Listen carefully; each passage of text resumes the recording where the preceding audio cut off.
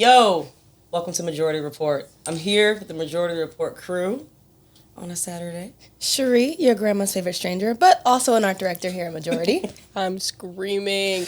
I'm Sierra, your everybody's favorite DJ, honestly. Also an art director / designer at Majority.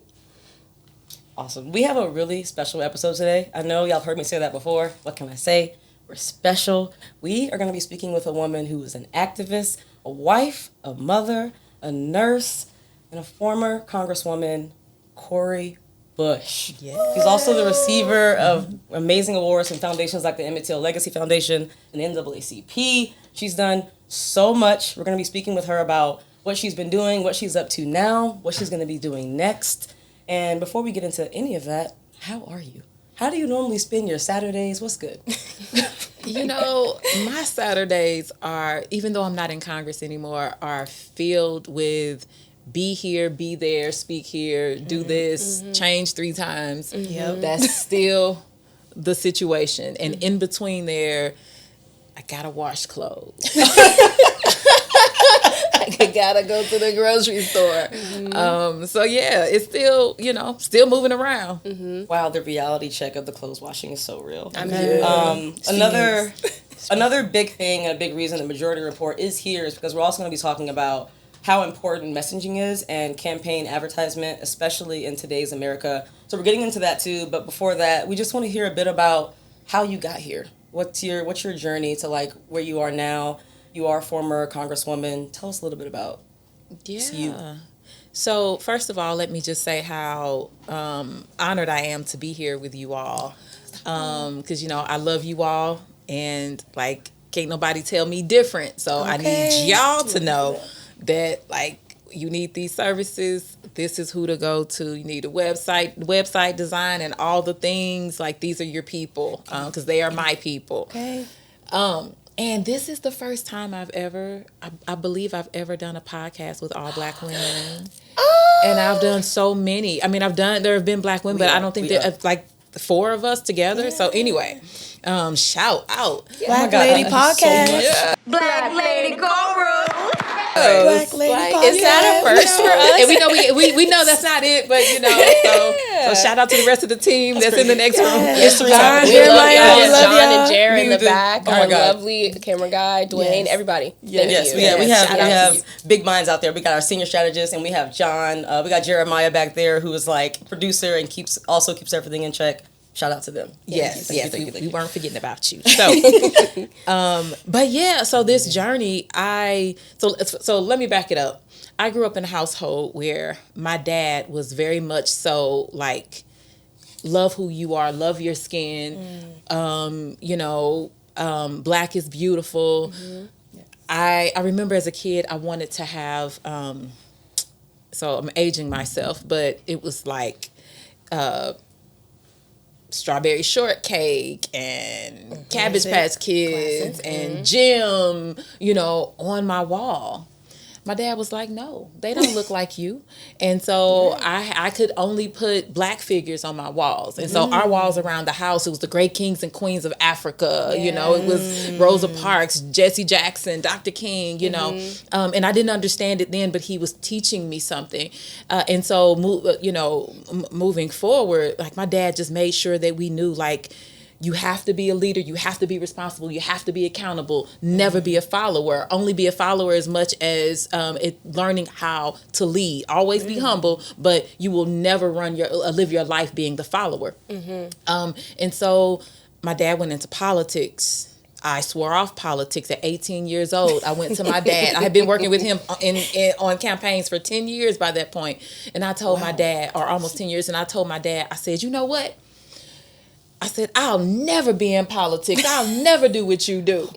I was strong too. I was 18 and I was confident. Confident. Yeah, and he was just like, and so I went into nursing, later went into pastoring, and Michael Brown was killed. Michael Brown was killed in Ferguson in 2014. And I hit the ground. I just hit the ground as a nurse and a pastor. I wanted to like, people had wounds from being out there during the protest. So I wanted to, help bandage wounds and care for people and be out there to pray. So that's what I thought my role was. And then I just saw so much devastation. So I had my job put out. I was worked for community health and so in community mental health. So we just put a van out and did grief work and all kinds of stuff. Took blood pressures. Wow. I didn't know that through that it was going to change my life. And I ended up being out there for, I thought, a couple days, turned into more than 400. Oh, and that's when after that 400 days, someone came to me and said, hey, we need you to run for office. It was another activist who has since been murdered. And so I remember just being asked to run for office, and I was like, me? I'll never run for office. They were like, we need black women in the U.S. Senate. I was like, not me. Yeah. And I remember the next day somebody called me and said, one of the leaders in the community called me and said, look, we know you got a call last night. You need to do this. And I said, no. And as I was saying no, this yes started to fall out of my mouth. And so I was like, I'm going to call you back. And so I was like, ah. And so the next day, so as soon as I hung the phone up, it was just like, yes was just bubbling out of me. And I was like, what is happening? So the next day, I called back and was like, I don't know what's going on, but the Lord is telling me to do this. And so I did. And I said, if my son or my daughter, who were 13 and 14 at the time, were the next hashtag, would I look back and say there was more you could have done, but you were afraid? Yeah. And so I had to do it. I think that's super beautiful. And I also want to point out the bigness of messaging even at an early age. Like having Black figures who are very prominent, royal, regal, who stand for something in your household from such a young age, even though your soul was like, no, I'm not doing that, which I think is a canon event for all teenage girls. We don't see the importance of the work that our parents do, but having that messaging just instilled in you from a really young age, I think really does a good job of like making you strong in your voice, even when you don't think that that's what you want. Yeah. And that's really, really important. It's impactful, and definitely a lot of the things that we're going to touch on today. So thank you for that. That's beautiful. Agreed. It's like you saw the representation in your household and ended up becoming the representation for other people. You know, I felt that story too, because one of my early memories of my mom, she was just like your dad. Oh, and I came home one time with a McDonald's toy, and it wasn't even like a popular show. It was just like a toy that wasn't like what we looked like. Yeah. And she was like, where you get the toy from? McDonald's. Like, you get them for free. You know, like you can't go wrong. And she's like, no. It's not. Yeah. So I really felt that. Yeah. And especially because at that time, it was still now, but there was the colorism, especially with children, was like so strong. And my dad was like, I need you to know that your dark skin is beautiful. Like he just kept telling me that my dark skin was beautiful. Because I would go to school and they were like, oh, but the light skinned girls are the cute ones. Like you're ugly. Or you're cute for a dark skinned girl. There's a bit of that in my household. Coming from the perspective of like wanting to make sure that your children feel beautiful in their skin. My mom has popped out an array of children on the spectrum of color, and she does such a good job of making sure that we all feel beautiful in our skin, from the darkest one to the lightest one, and it's just beautiful to have that in your house. It is. You said something interesting as well, because the work you were doing as a nurse while you were out there, doing activism. Well, I was going to say the work you did as a nurse is tied to activism. Yeah. And that's so interesting. Yes. Because we're also curious, like, I'm sure you want people to understand how you being an activist helped you be a better politician, be a better congresswoman. Is there something that you wish people understood more about, like, the platform that you have or the work that you're doing? If it's your background or... Well, I think that oftentimes we think that as elected officials or politicians that you have to fit a mold in order to be accepted. In order to lead, you have to look a certain way or have a particular pedigree or background. When, at least these days, the people are like, I want to see myself. Yeah. Like, I want to see like somebody who's they're authentically them that I can relate to. Yeah. Don't put on airs for me. And so that's what it was. I remember one day I was sitting outside of a payday loan place. And I was caught in that cycle. I was a single parent trying to make it. I was a nurse, but I still just didn't have enough money at the end of the week, to make it to like make it to the next. And I was just sitting there, and I was about to go in. My 2 children sitting in the back seat, and I just remember looking up at the sign and putting my hands on the steering wheel, putting my head down, and just saying, why do I keep having, why do I need to do this? Like, what politician hears single women or single people taking care of kids, trying to make it? Like, who pays attention to us, who speaks for us? And it was in that moment that I realized, like, you can't expect other people to do or to speak about your situation if they've never been there. You got to make them speak about it. You got to bring it forward. And so that's what I pull. That's what I do. That's what I was doing. And still now, as a member of Congress, I always pulled from my experiences. And so, I remember when I was 14, I had gone to like a 100% all black schools from K through 8. And then in high school, I went, all black, 100%. Okay. Yeah, pretty impressive. And then, and I lived in a pretty much black community. And then in high school, I was like, okay, I want to go to this school because they have it was an all-girls school. It was a predominantly white all-girls school, but they had great academics, great volleyball team, great cheerleading. And so I was like, I'm doing all of the things because that's what I did. Sports. That's what I was doing in a grade school, middle school. And I got there, I tested the number 1 student coming in the door, the number 1 freshman. I remember after I took the test, they made all of the freshmen take this test in this auditorium. And after the test, they came to me and said, you scored number 1, and we believe that you cheated. So we're going to have you retest again. So they had me go back alone into this auditorium and take this test again. I tested even better. So, showed them. And so when I started though, the discrimination was horrific. The harassment was horrific. And as a 14-year-old, I didn't know how to handle it. So it sent me into a place, I spiraled. I went from being, the number 1 student to barely passing classes, being put out of class for the first time, and just all of that. So pulling that forward as a member of Congress, like, I think about how racism actually plays into how just pervasive it is. I think about how we have to pull down white supremacy if we are going to have, if we're going to really be able to have equity and equality in this country. Right. So I like that feeds into everything that I do. I look at how when I was unhoused and I slept in my car with my 2 babies and how I got there. And so I have to not only work to help people to not live unhoused, I have to work to make sure that we don't get there. Like, what can we do to make sure, how can we prevent homelessness while we also help people who are currently homeless, and food insecurity, like all of the things, making sure we have clean water, clean air, all of the stuff. So that's how so even as a nurse, it was about touching people. Nursing is about touching people and about measurable outcomes. I just wanted to love on people. And by loving on you, I'm protecting you. I'm helping to heal you, and I'm helping to build you. I think that's really important because a lot of times people that are in politics, they're a little detached from the real world a little bit. And so they've never experienced what some other real people, real citizens are feeling. And so like when they go into these positions, they're like, oh, well, I've never had to experience that. So is it really an issue?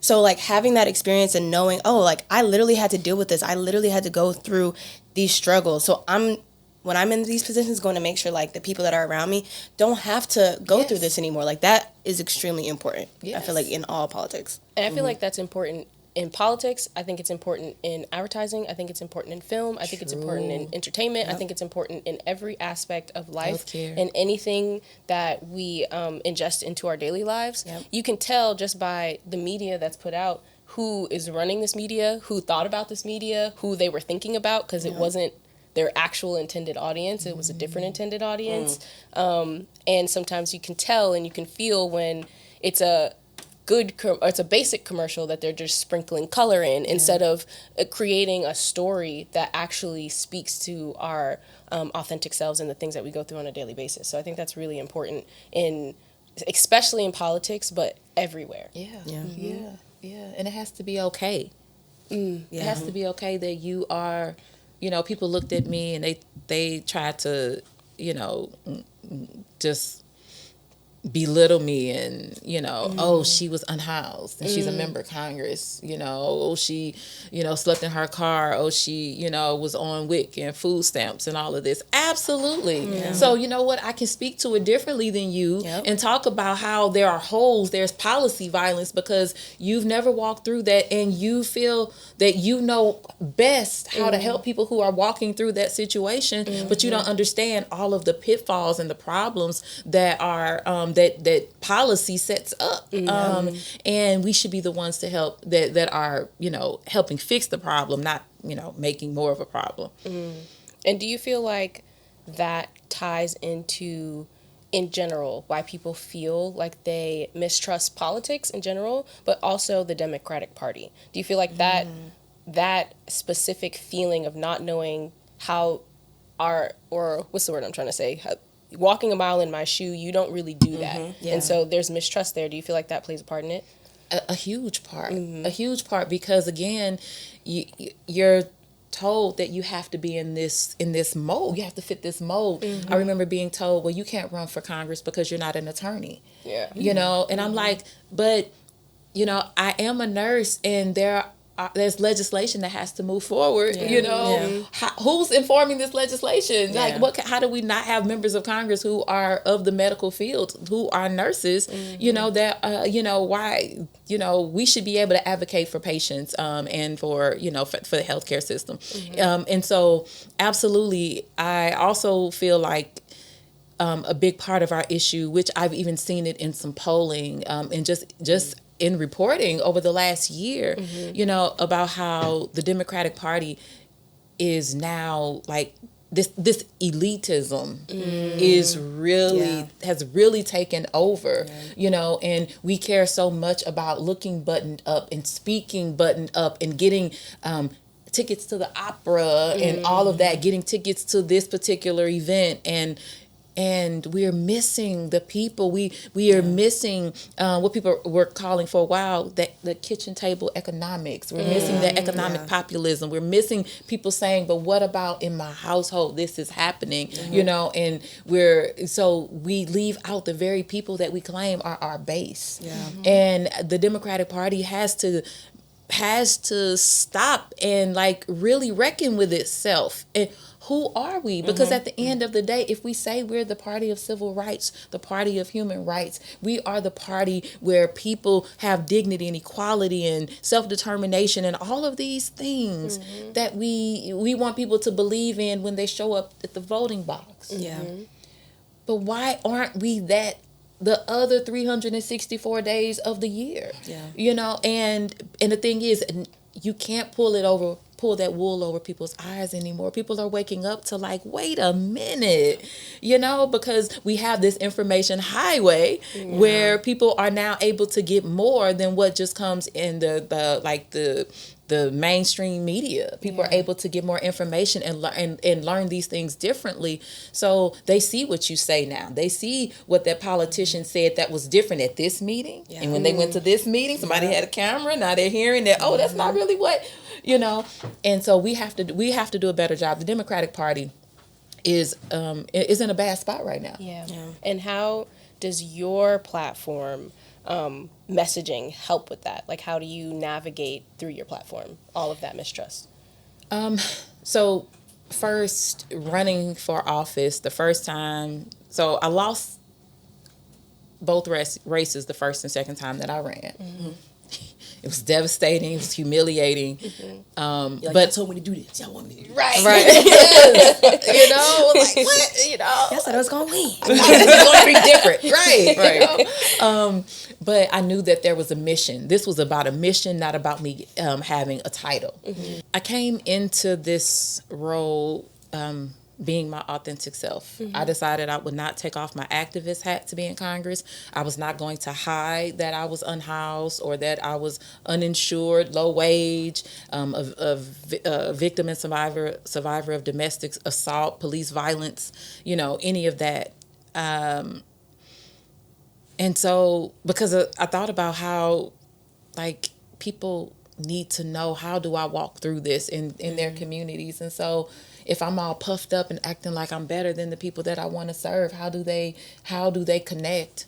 And so that's it. And even though people like talked about me some talked about me in Congress, like I wasn't good enough, I wasn't, I needed to, have, they told me have Becky hair and just all of these things. I just looked, I would hear outside of Congress, you look, you're ghetto, the way you speak and all of those things. But I would say, you know what, the people in my community look like this. The people in my community speak like this. And so I'm representing the people of St. Louis. And so, and when I say my community was like, yes, like that's us, like like, yes. And so that's it. And I think other people should think about that. And there are other politicians who've made that decision as well. I'm not going to hide my background. I'm not going to try to stuff it, because the other thing is, when you do that, and we have seen where all of a sudden, like 20 years later, it comes out that, whatever they were saying was not true, or they had this background. And it's like, then there builds that distrust again. Be who you are. Run on that. Let people see that person, and then stay that person once you get in. Don't be this person on the, running. And then when you get in, then the money starts to put, put around you, and then you make changes. So I think, so for me, that's what was important. It was important to stay myself, to run. It was important to stay true to my values as the politician and the elected official, but also to not change when the money tried to, to run me over. I always said no to the money. Yeah. So I'm curious, did you find yourself speaking with your colleagues about, like, hey, this is what helps, or this is like what I believe we should all be working on together? Because I hear how your messaging is so connected to being authentic and honest and understanding, like, there's something about, I don't want to call it the American struggle, but like there is something people should understand about, like, how things are difficult, because without everybody, without clean sweeping everybody out of office, like the Democrats that we have now, I'm just curious how you feel about trying to not just have, voters and American people understand that messaging, but also your colleagues. And being like, well, have you tried XYZ? Because like you can see what's working for people. Actually, I have had those conversations, and they were absolutely organic though. Like I have had colleagues to come up to me and ask me about it and say, tell me how you did X. How did you say this? Or how, or like, I want to like introduce this thing this way. Or I just started to notice a shift in their messaging. Sometimes like, wait a minute, I said that. That's what I said. Wait a minute, what? And now they have a whole like champagne going on. But I was like, you know what? Don't even bring it to them. Don't say anything. Like, don't out them. Like, let them, if that's what they needed to do to try to like break this into their community, then fine. And so, yes, I have had those conversations. Initially, it was tough. But once people started to see, I think it was after the protests that I did on the steps of the Capitol back in August 2021 to protest the eviction moratorium expiring. And I was told from colleagues and just everyone, the media, everybody, oh, this will never happen. Like, they'll never listen to you. You're one person. You won't be able to make this happen. And I was just thinking to myself, yes, I'm one person, which means there is a voice. If nobody else stands with me, somebody has to do something. But I knew people would stand with me. But my thought process was, 11 million people are going to be at risk for evictions during COVID, during the deadly pandemic. 7,000 in my own district. If I don't do something, then we know that this is going to happen. If I at least try, then it may not happen. And so, but later I would, like, while I was out there doing the protests, I was doing so many television interviews, and I would be asked some of the wildest questions. But one thing that I remember getting a call back from someone who said, I was talking about what it's like to live unhoused in my car, and the person said, like, but you had food, like you should have just went to the food pantry and you could have gotten food. And I said, Yeah, but I was living in my car. Yeah. So where was I? Well, where was I putting the milk? Mm-hmm. Where was I putting the cheese and all of that? Mm-hmm. Like what? How was I opening? These cans and all of this. Where was I putting this stuff? Like what was I? And then also I said, do you realize you can only a lot of food banks, at least in my community, you can only go to once a month. Mm-hmm. Some you can't go to every week, and we don't have a place to put it because we're in a car. Mm-hmm. And they were like, wait a minute, what? Hmm? And it sunk in, and they changed. Mm. They were like, I just didn't know. Yeah. Like tears. They were like, I just didn't know. Wow. And so like that's the power. It's the power of also going back to storytelling, which you all do through your work. Storytelling and how powerful storytelling changes hearts and minds. Yeah. And so that's something that you all do, whether it's through your visuals, through, like you said, building those stories, like creating, like not just a commercial where you just drop, like you said, those sprinkles in, but actually taking the time to create, this narrative, to draw people in. People leave with that. It does something. Mm-hmm. And I think with that, I want to lead into some of the work that we've done for you. Yeah. And how that translates into the outside, because being behind the desk, we just do the work.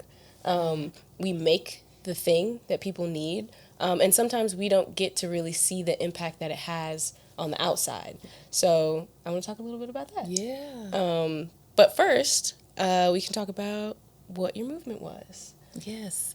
So I started a C4 organization and a PAC called Politivist. One is Politivist Action. The other is Politivist Power. Mm-hmm. Because I said I was not, which I said before, I was not going to take off my activist hat to be in politics, even though I was told I had to. Mm-hmm. Interesting. Yes, I was told that many times, and I was like, yeah. And my thing was opposite, honestly. If you're in Congress, shouldn't you be working towards activism? Exactly. We should hand in hand, hand in hand. And then I was also thinking, you're saying this, but like your whole situation is not, like the change you're making is not really moving the needle, and you're telling me, anyway, like I don't know if I should be taking, and so I was just thinking about, like, there has to be more activists in these roles in Congress. There are amazing activists and advocates across this country that do such great work, that are boots to the ground, that are fully people-centered, rooted in communities, that are experts in their areas, that deserve to be in seats, whether it's local, state, or federal. Mm-hmm. And so I decided to, like, let's give them a platform. Let's build a way for people to be trained, to be able to run for office, also to hone those skills, the policies, and to at the same time be around the country taking care of our issues, like working to build, to convene different, on different issues. And so I started that several months ago, and I pulled in a friend of mine. Her name is Stephanie Rose Spalding. She and I, shout out Stephanie. Stephanie has taken over Politivist. And Stephanie herself is a politivist. She was a professor at some universities. She's done a lot of work in critical race theory and all of the things. And as she was doing that work, her story is white supremacists came after her, but that's what happens. That's what can happen. It shouldn't. So she is now taking that and just moving it forward, looking for candidates to help train, to help endorse, to help win. Mm-hmm. And so, like, at least on the PAC side, so that's kind of what's happening. Politivist is necessary because so many people right now are saying, where are the fighters? Yeah. All of this is coming down, Donald Trump is doing this. MAGA is doing this. They're taking away DEI. They're taking away the Department of Education. They're ending jobs. We had over 300,000 Black women that have lost jobs, in this year, and just like all of the devastation, tearing up the Civil Rights Act, the Voting Rights Act, arresting people, detaining people, violently in the streets, just all of the things that are happening. We need change, and people are like, where are the fighters? Well, the fighters are here, but you just got to recognize us. You got to allow, you can't stifle us, you can't silence us, you can't sideline us, and that's what has happened. That's what's happening. And so we needed to get the word out, and we knew we needed a website so we could something. People are like, it's this old school though. Like, you're not legit if you don't have a website. And that's exactly. And I do that. I'm like, okay, if they don't have a website, and it's not real. So I'm talking, but I do it. And so I was connected to you all by another amazing Stephanie that I know, Stephanie Nadi Olsen, who told me about you all and said how amazing you were, and was like, you just got to talk to them. And I connected with you all. And let me just say this. I don't know if you want me to say it or not, but I'm going to say it. So let me just say, y'all, I connected with them. Our team connected with them. And we needed a website like fast. Quickly. And I have worked with a lot of companies in the past, a lot of firms in the past. And, shout out to y'all. Thank y'all for y'all work. No shade. But when I say there was no back and forth of, no, we don't like that. Well, that's not the vision we talked about. Well, what is this? Like, I have been there multiple times. Literally, we talked about it. They created it like over the weekend. This happened like overnight and over the weekend. And it was like by Monday, we had a website. And not only that, I didn't have to go back. I just got to say it. I did not have to go. Anybody that knows me knows that I am a perfectionist when it comes to graphics. I am. My speeches, graphics, any of that kind of thing. I will change the graphics myself. In 2020, 2019, I did my own graphics. So I know what stuff to look for, and I know what, when I say, when I say, I didn't have to say anything. Like, it was beautiful, and everything that we said, it was just, like, you all were just on top of it. Oh, yeah, I remember at one point when we were adding something, I said it would be nice to do, it was something with one of the M or the 4 or something. It was like, oh yeah, boop. And I was like, this was not a 2-day, 6-week process to get this one thing changed.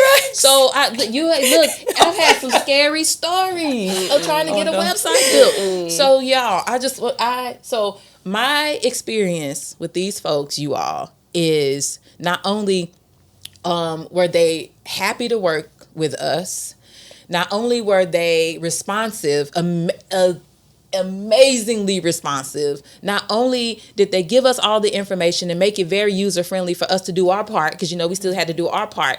All of that was just effortless, it seemed, on their end. But they turned out a beautiful, beautiful product for us, you all. Gave us all of the things. So anyway, shout out Majority. And shout out Sierra. Okay, Sierra was like on it. I feel like we drove you crazy. Not at all.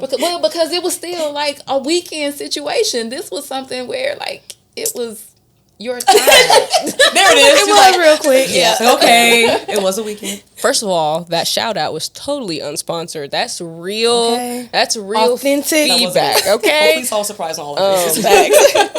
And I think just from the agency's perspective, I'll speak on that a little bit. One, this project was super, super special. We were happy to work on it.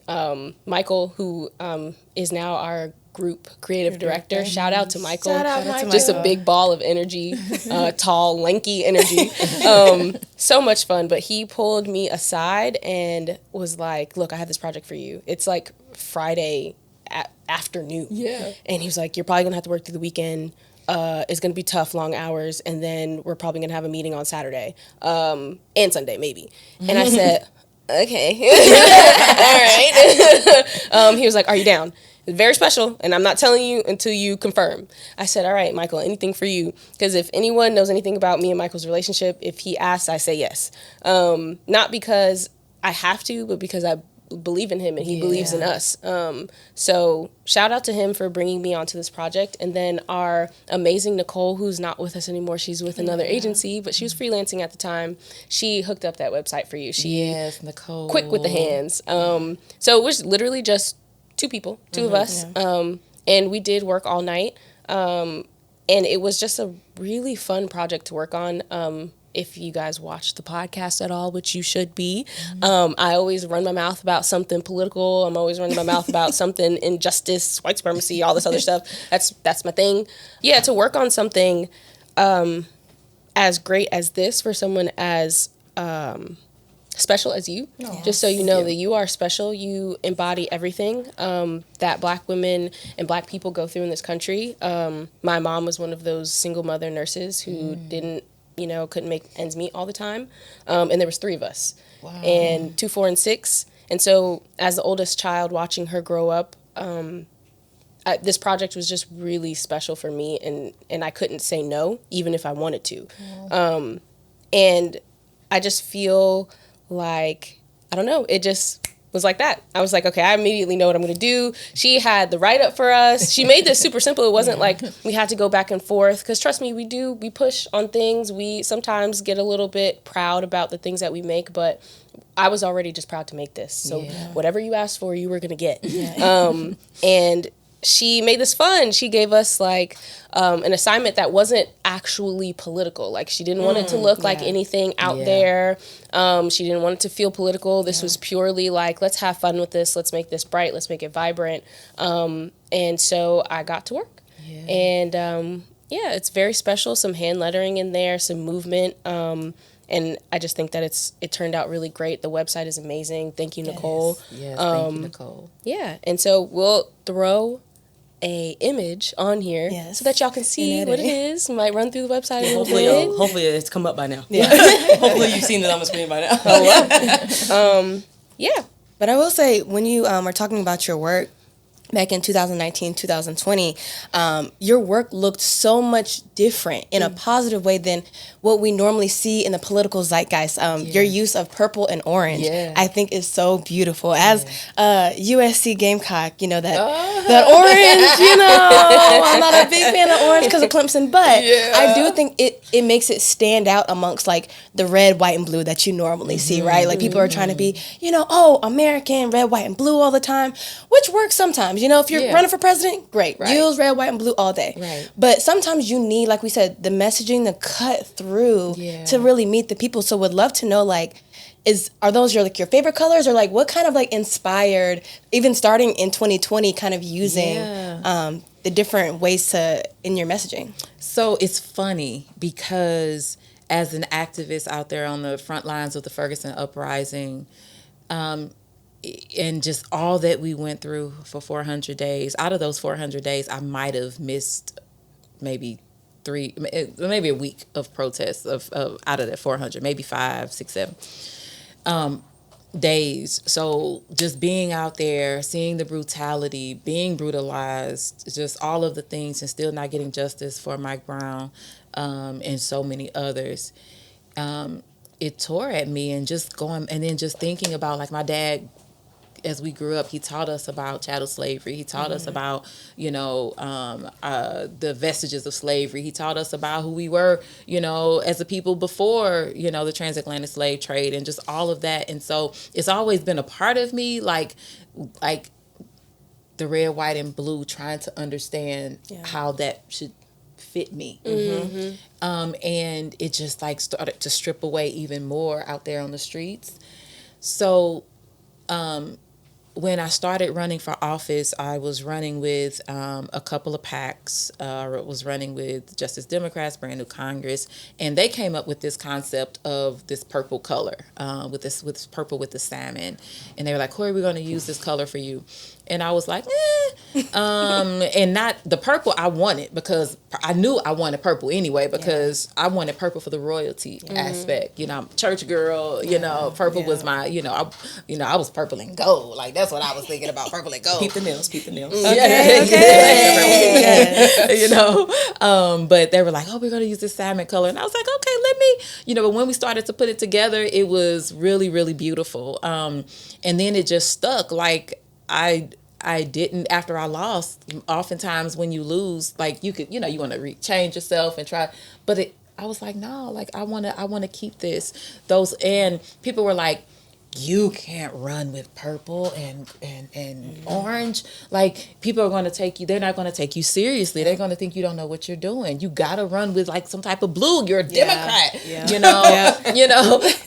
I was like, no, I'm Cori, like, no, this is how I want to run. So that's where it came from. But it's stuck over the years because I need the flag to truly be what it says it is. I need it to not only look like it be this symbol of life, liberty, and freedom, this symbol of equality, and this symbol of this great powerhouse country where all people are free. I think that I think you're answering like a few things for us at the same time as well, because that's one of the reasons like you're connected better, like your messaging being like with the people, because to say like colors and all the different people they represent is like a big part of what politics should be doing. And to talk about messaging a bit more, because I was working like under the Biden campaign as a designer at the time. And then it was like red, white, and blue and Build Back Better and like the colors. Yeah, like it was all of that. But what you just said says so much, because that's not working right now for Democrats. So I do love that you have these colors that stand out, because it's like you could say it then and you could be like, hey, it's still red, white, and blue, but this is like the pure side of it. And it was hidden and now it's not. So yes, like the branding, the messaging, it needs to change. It does. And people don't want us to be royal.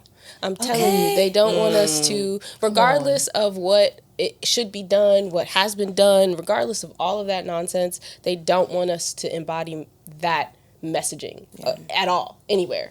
They don't want us to feel wise. The color purple represents a lot of things to a lot of people in a lot of cultures. But they don't want us to be like, I don't know, they don't want us to be healing, because it is a healing color. They don't want us to be flashy. They don't want us to be seen. They want us to be down, and they want us to just float to the back and not be, be like everybody else. And we're not like everybody else. We look different, we act different, we breathe different. I mean, honestly, I got asthma, and they don't want us to exactly.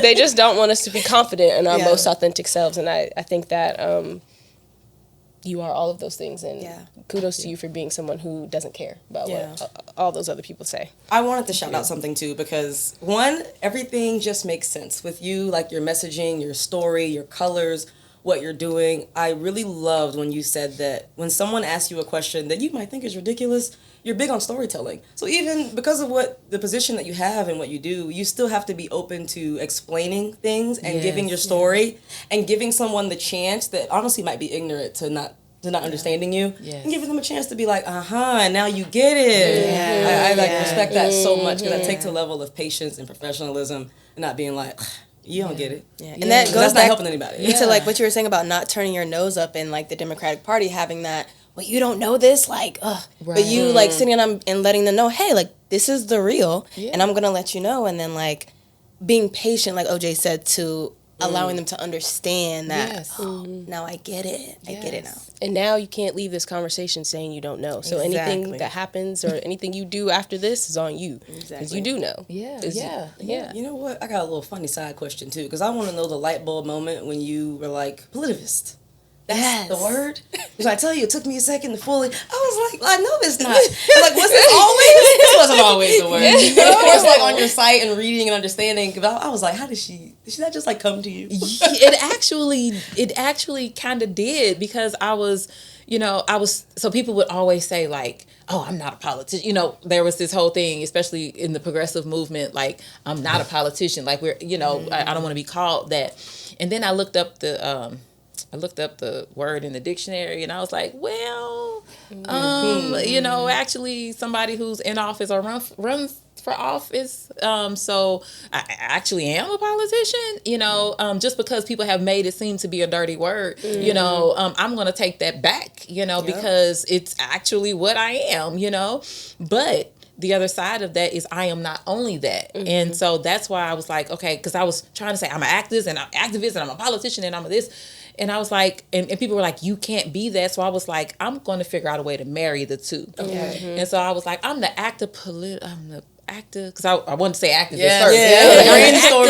I'm the actor Lacour. I'm the actor Shin. I was like, all of it, and then one day it was just like, boom, politivist. And I was like, okay, I could take the politician first. Shout out to my dad. I'll take the politician first because he's all the politician. So that was it. And so I coined that term, and I've made it plain. Like people have tried to say, oh, well, that's not going to be a real word. We're not going to let that word live. No, I'm going to be pushing it out there. It's a word. It's a word. It's a lot. Like we said, it's next to real. Yes. Hello. Yes. And you've always done a really good job of bridging your politics with culture.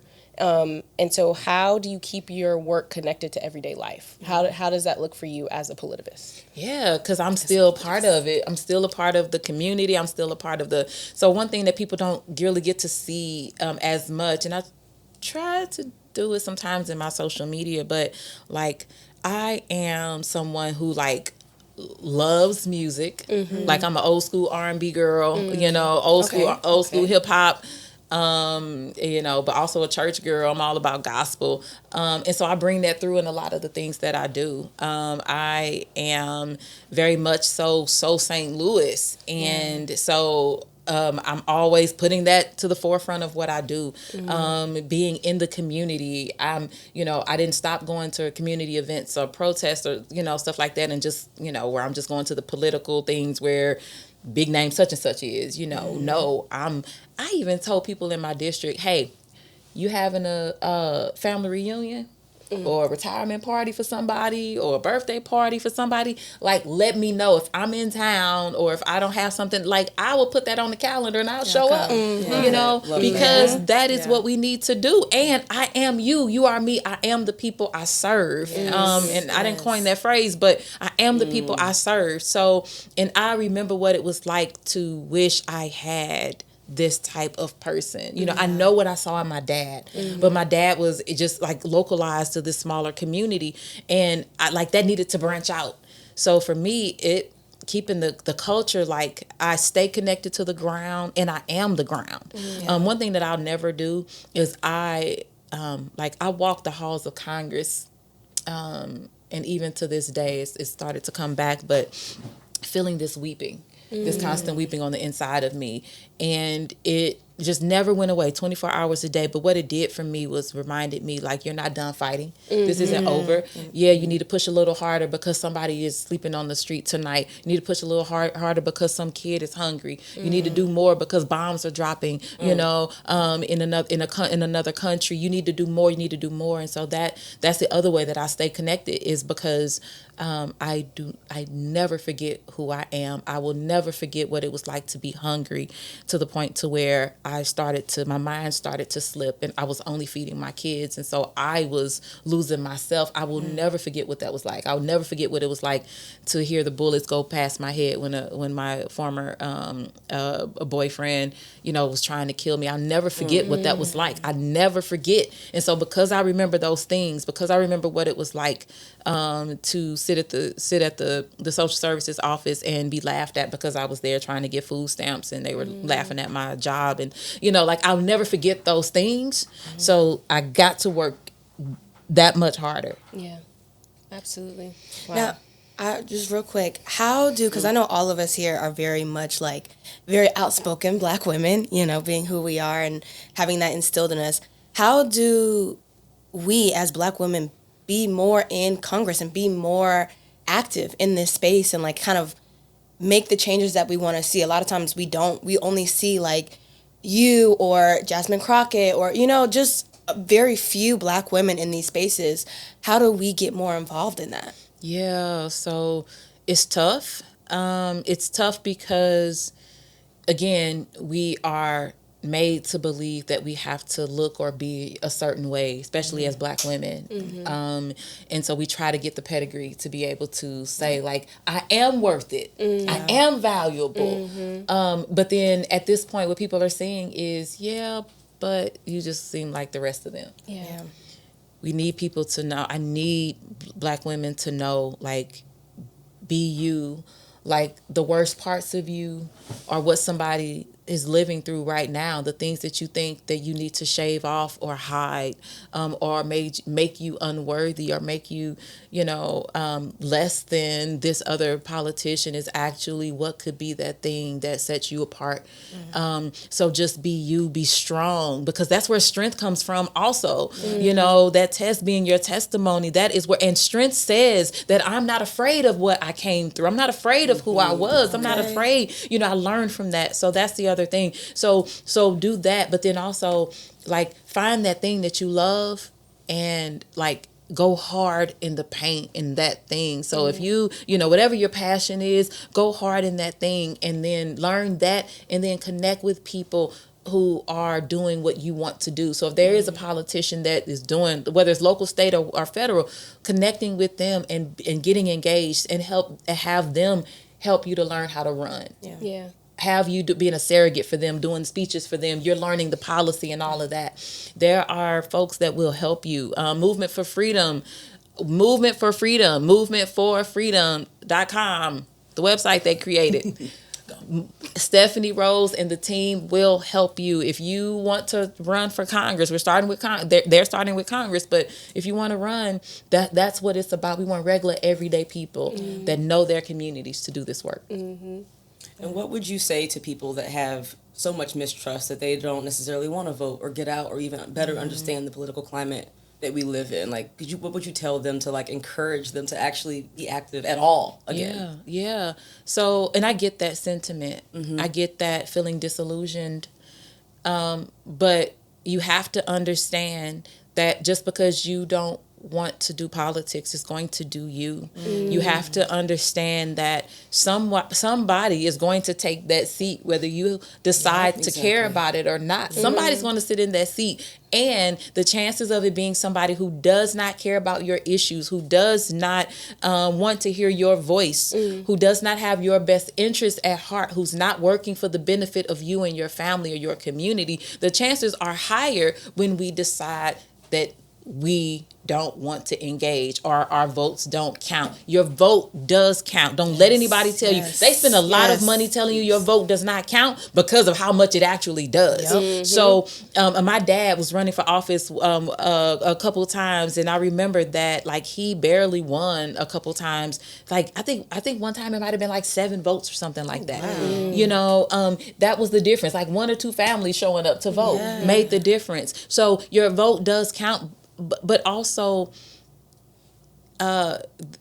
understand that elected officials are people who have a vision, or who have ideas, and they bring those things to life, whether they are great or not. And I give the example to students all the time, especially at home, when they're like, "Oh, Cori, I don't," and I'll tell them, you know what, schools around Missouri, there are some schools that go to school 5 days a week. Elementary and high school, they go to school 5 days a week. There are some in the state that go to school 4 days a week. And I was like, did you all know that? They're like, no, what? Why? And I said, you know what? It's a person that made that decision. That some can go 4, some can go. I said, it's a person that made that decision. They got their friends involved and they got that thing done. I said, so these are people who make these decisions. I said, SNAP being rolled back, that's a decision that some lawmakers made. I said, so when you get knocked off of Medicaid, that's a decision that people made about you and said that you didn't deserve it or you didn't need it. They said, you got to go and get you. I remember when they were saying you had to have a urine test and all of this stuff, they were, all of that stuff was going to, they were trying to get that stuff done. It's people who make that decision. So you got to step up. I know it may seem like you are just, a pebble in the sand, but you are not. You could say that if that's the case, I was a pebble in the sand. But guess what? I decided to take that little pebble and shoot and beat the heck out of some crap. You know, knock that little pebble. So you get So engage, and if you're wondering like, how do I do that, Cori? Like, it's so much happening. Where do I start? You can go on into a search engine. I ain't calling no names because there's some stuff happening right now with some of these engines. I ain't giving nobody credit, but you can go to a search engine and type in, who are my elected officials? It'll ask you for your address. It'll come up. Your elected officials will come up. You look at who are these elected officials. Then you look them up. Find out their backgrounds, and then you look up, okay, what does it say up under there? It says one is the mayor, one is the congressperson, one is the this or the that. Then you can just also look up who's running. Is this person running for office right now? And then it'll show you oftentimes who else is running. Then that's the way to start to see who's running for these seats. And then you can do your own deep dive. And look, show up. If somebody's doing a campaign event, it is not about you supporting them. It's about you showing up, hearing from them, and learning from them. Like, show up at this stuff. Show up at the city council meeting. Show up at the board meeting. Show up. Yeah. And that goes for everything. If you want to see yourself in movies, you want to see yourself in music, you want to see yourself in film, you want to see yourself in commercials, we are those things. The only reason why we're able to amplify Black voices and voices of color is because that's what we do. We went out, we sought it, and it isn't an easy road for any of us. So as much as you think you might not be able to, do it. Write the book. Make the commercial. Do the thing. Make the podcast. Like, try to join that agency. Go to school. Don't go to school. Whatever it is that you feel you want to see yourself in, you have to go for it. And that's that on that. I love that. Yeah. And like, we're on the end of things now. Is there anything that you feel like it might be just one takeaway that you think is really important from this, or something else you want to say about what you're doing? I'll say this. It's not over. Just because I am no longer in the seat, it's not over. This is only the beginning. So I got some stuff coming up. I have an announcement that I'll be making, soon. So you all will be hearing about it. And also, I'm going to be asking you all. I think I kind of said a little something not long ago that I'm going to need another website. And of course, I need you all to create this website for me. And I need it to just be, I got some ideas. So it's going to be different from the Moving for Freedom one. And so I'm going to need it for this new thing that I'm about to embark on. But I want to say this. Also hold your elected officials accountable to where they take money from. It is not okay anymore. It's never been okay, but especially in these days where you can see who takes money from where. It is not okay for politicians to take money from those that are hurting you or hurting our communities and then say, well, I can take money from them because, I just needed to win. Because by taking money from those folks, the people, whoever they take money from, that's who is on their mind, or that's the call that they have right before they take that vote. And that vote generally is going to be in favor of whoever gave them the most money. So I just want to say, as somebody who never took a penny from corporations, I didn't take money from big pharma, big real estate, big oil, none of that. Never took any money from APAC and never will. I need you all to understand, please, please, please, please, please, do your due diligence and check people out. And I'm going to say, if there is any politician that is telling you that I am fighting for you, first of all, ask what fighting means, because sometimes it's actually they're working for you. They ain't fighting for you. They working for you. Fighting is a whole other thing. But they're working for you. But they say that they're fighting for you, but they take money from the people who are funding Donald Trump. Then are they fighting for you? So they can't say, this ain't them saying this. This ain't them. Don't put this on majority at all. This is Cori Bush speaking. They didn't say this. This is Cori Bush speaking. This is me now. So don't attribute any of this to them. Cori Bush is saying that Groups like AIPAC, who are primarily funded by Republicans, if you say that you are pissed off about what MAGA is doing, what Donald Trump is doing, what that administration is doing, then how can Democrats take money from those folks because they helped elect Donald Trump? They helped elect Donald Trump. They spent so much money to unelect me and Jamal Bowman. They spent so much money to do that. Two black politicians. They spent all of this money to do that. Why? Because they wanted to make sure, number one, that we weren't there to cause any ruckus in the Congress, you know, to help stifle their plans, and because we love all people. So we stand up for Israelis, we stand up for Palestinians, we stand up for black and brown and everybody. We don't care where you're from or what you've done. We stand up for you. We rock with you because we love life and we love people. We love humanity, period. Don't let anybody tell you any different. Let's go. Period. I love Period. the passion. I love the passion. And I also like saw some of your farewell speech when you were Oh, you talking. did? Look, you can talk to them. You can talk to them. Powerful speech. I meant it, boy. Oh, and we know. Okay. No, I'm sitting here like, okay. Yes. And if you want to stand on business, then y'all need to be looking at Cori's speeches, everything she's got going on the outside, because it's important. You need to know what's going on. You need to stay informed, and you need to just be a productive member of society. That's right. Tell everybody where they can find you on the socials. Y'all heard the website, but tell them where they can find you. Yes. You can find me on all the socials at Cori Bush. It's CoriBush. Really, really simple. I'm on Instagram, TikTok, that platform that's formerly named something else, and Facebook. So bumping it up a little bit more, but you can find me there. Always reach out. Perfect. Thank you you. so much. Yes, so much, this was so amazing. great. Majority. Just Got make the word sure out.